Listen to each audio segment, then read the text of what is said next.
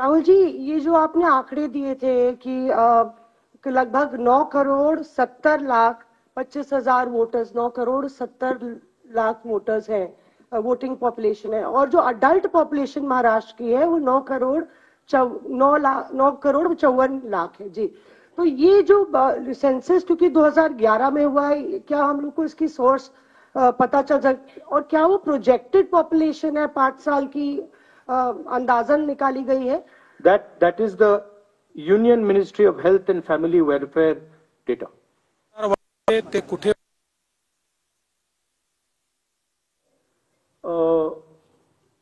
जितने वोटर्स होते हैं उतने वोट ऑलमोस्ट कभी नहीं करते हैं। नॉर्मली अगर आप किसी स्टेट में देखें तो 85%, 87% कर जाते हैं ऑफ टोटल वोटर्स। यहां पे आई थिंक 102% कर गए। हाउ मच, कितना है ये? 102% कर गए।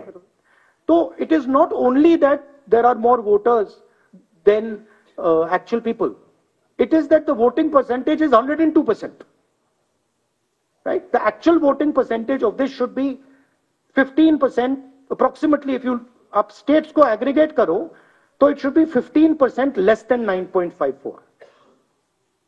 It is actually 102%, right? So really it's way beyond the population. जी, और दूसरी जिक्र आपने किया था कि सीईसी का सिलेक्शन जो हो रहा है। I think one question is enough. Let's not. नहीं, one last question, जैनेंद्र जी।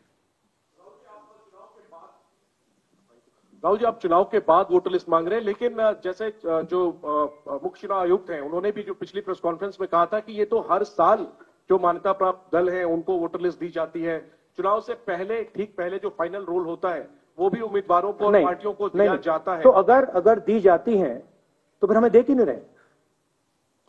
हम मांग रहे हैं, अगर दी जाती हैं, if it is the norm to give it तो दे दो। वो तो चुनाव के पहले ही आप लोगों को दिया गया होगा क्या? नहीं, मैंने वो बोला आपको, वो डिसेंट्रलाइज तरीके से लिस्ट मिलती है।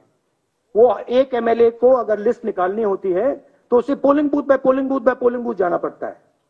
उससे उस डेटा से हम काम नहीं कर सकते। हमें सेंट्रलाइज डेटा चाहिए, पूरी स्टेट का डेटा, राइट? दिल्ली में जब नहीं, बट मान लो आप जो कह रहे हो सही है कि उन्होंने हमें लिस्ट दे रखी है,